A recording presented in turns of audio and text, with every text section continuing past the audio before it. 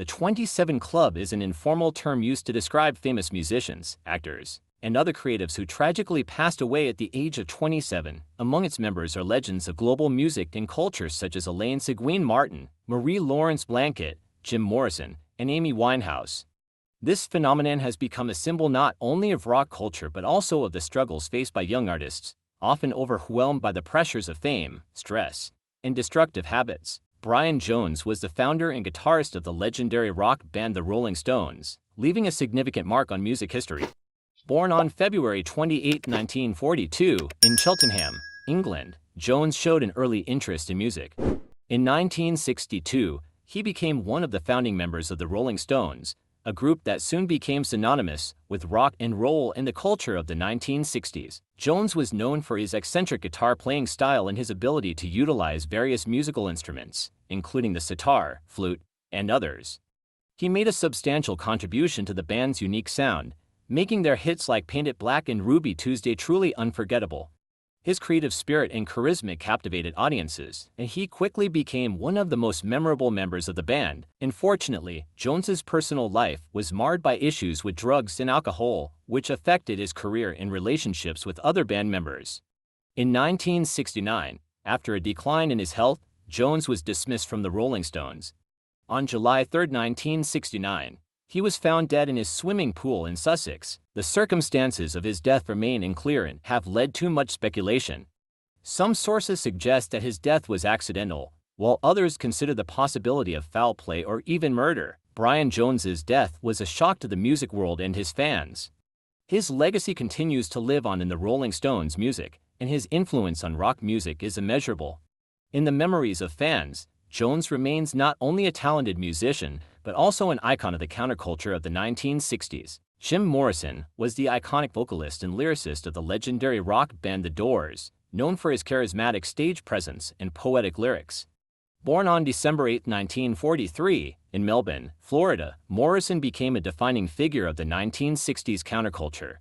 His deep voice and enigmatic persona captivated audiences, and songs like Light My Fire and Riders on the Storm solidified The Doors' status in rock history. Morrison's artistry was marked by his fascination with philosophy, literature, and spirituality, often exploring themes of love, death, and existentialism in his songwriting. His performance style was intensely theatrical, which contributed to his reputation as the Lizard King. However, his life was also characterized by tumultuous behavior, struggles with substance abuse, and a penchant for self-destruction. On July 3, 1971, Jim Morrison was found dead in the bathtub of his apartment in Paris. The cause of death was officially listed as heart failure, but no autopsy was performed since French law did not require one in cases of natural death. Speculation regarding his death has persisted, with many believing that it was due to a drug overdose, exacerbated by his history of substance abuse. Morrison's untimely death at the age of 27 left a profound impact on the music world and his fans. He is remembered not only as a rock legend but also as a cultural icon whose work continues to inspire artists and musicians to this day. His grave in Père Lachaise Cemetery in Paris remains a pilgrimage site for fans, reflecting his enduring legacy in the annals of rock history. Janis Joplin was born on January 19, 1943, in Port Arthur, Texas. From an early age, she showed an interest in music, inspired by artists like Billie Holiday and Otis Redding. After finishing high school, Joplin enrolled at the University of Texas, where she began performing in cafes and clubs, but soon felt the need to seek new horizons. In 1966, Joplin moved to San Francisco, where she joined the band Big Brother and the Holding Company. Their debut album, Big Brother and the Holding Company 1967, brought Joplin widespread recognition, especially after the release of the song Piece of My Heart. Her powerful and emotional vocals, blending elements of blues and rock and roll, captured the attention of critics and audiences alike. By the late 1960s, Joplin had become one of the most recognizable and influential women in rock music.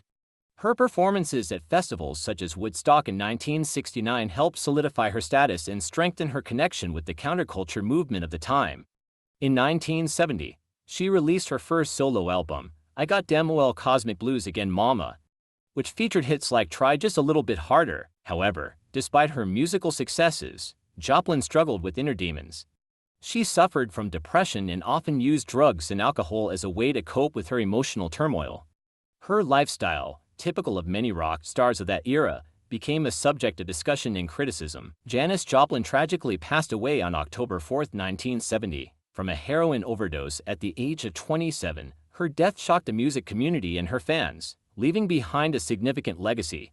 Joplin became a symbol of the era. Her music continues to inspire many artists, and her image is an icon of female strength in rock music.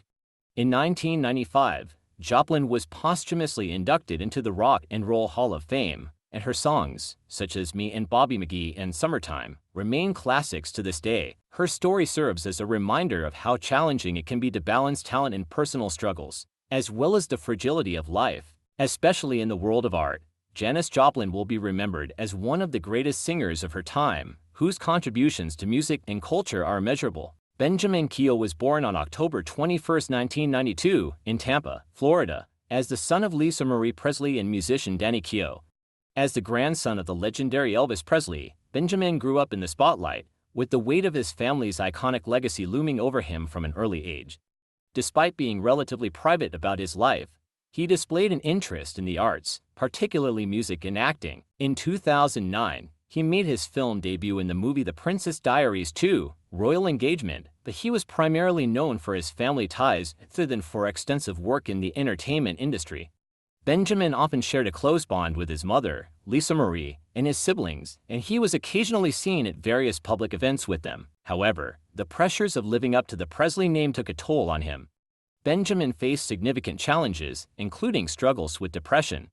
Reports indicated that he often felt the burden of expectations associated with his grandfather's monumental legacy, which contributed to his emotional struggles. On July 12, 2020, Benjamin Keough tragically passed away at the age of 27 in Calabasas, California. His death was ruled a suicide, a heartbreaking event that shocked his family and fans alike. Lisa Marie Presley expressed profound grief over the loss of her son, describing him as the love of her life and a deeply cherished part of her family. Benjamin's untimely death served as a reminder of the importance of mental health awareness, especially for those in the public eye. Though his time was short, Benjamin Keough left an indelible mark on those who loved him, and he will be remembered not only as Elvis Presley's grandson but also as a complex individual navigating the pressures of fame and family legacy. Mac Miller, born Malcolm James McCormick on January 19, 1992, in Pittsburgh, Pennsylvania, was an influential American rapper, singer, and producer. He began his music career at a young age, initially gaining attention in the hip-hop scene as a member of the Pittsburgh collective The Most Dope Family. In 2010, he released his breakthrough mixtape, KIDS, which showcased his playful lyrics and unique style, quickly garnering a dedicated fan base. Miller's music evolved over the years, reflecting his personal growth and struggles. His debut studio album, Blue Slide Park 2011, made history as the first independently distributed debut album to top the Billboard 200 since 1995. This success was followed by a series of acclaimed projects, including Watching Movies with the Sound Off 2013 and Go, on AM 2015, where he explored themes of mental health, addiction, and self-discovery. Despite his rising fame, Miller faced significant challenges in his personal life, including struggles with substance abuse. His candidness about his experiences resonated with fans, fostering a deep connection between him and his audience. On September 7, 2018, the music world was shaken by the news of Mac Miller's untimely death due to an accidental drug overdose at the age of 26. His passing not only left a void in the hip-hop community but also sparked conversations about mental health and addiction. Tributes poured in from fans and fellow artists, highlighting the profound impact of his music, which had touched countless lives in the USA and around the globe. Posthumously, his work continues to be celebrated, with albums like Circles released in 2020, further solidifying his legacy as a talented and introspective artist. Mac Miller's journey serves as a reminder of the struggles many face and the importance of compassion and understanding in the conversation surrounding mental health. Amy Winehouse, born on September 14, 1983, in London, England, was a celebrated British singer-songwriter known for her powerful voice and distinctive style. Growing up in a musical family, she developed a passion for music early on and began performing in local jazz clubs as a teenager. Her unique blend of jazz, soul, and R&B drew attention, and in 2003, she released her debut album, Frank, which earned critical acclaim and a Brit Award nomination. However, it was her second album, Back to Black, released in 2006, that catapulted her to international stardom. The album featured hit singles like Rehab, You Know I'm No Good, and Back to Black, showcasing her deep, emotive voice and confessional songwriting style. Winehouse's music resonated with listeners, earning her numerous accolades, including 5 Grammy Awards in a single night, a record for a female artist. Despite her immense talent and success, Winehouse struggled with personal demons, including addiction and mental health issues. Her tumultuous relationship with fame often overshadowed her artistry, as she faced intense media scrutiny and public speculation about her lifestyle. Winehouse's raw, honest lyrics reflected her battles, earning her a devoted fan base, while also highlighting the darker aspects of celebrity culture. Tragically, Amy Winehouse passed away on July 23, 2011, at the age of 27 due to alcohol poisoning, placing her in the infamous 27 Club, a group of musicians who have similarly died at this age. Her untimely death shocked the music world and raised awareness about the struggles many artists face with addiction and mental health. Winehouse's legacy endures through her music, which continues to inspire artists and fans alike. Her soulful sound, unique style, and heartfelt lyrics remain influential, and she is remembered not only for her extraordinary talent but also as a cautionary tale about the pressures of fame. The impact of her brief but brilliant career solidifies her status as one of the most significant voices of her generation, leaving behind a profound musical legacy that continues to resonate. The 27 Club serves as a reminder of the fine line between success and tragedy in the lives of young celebrities.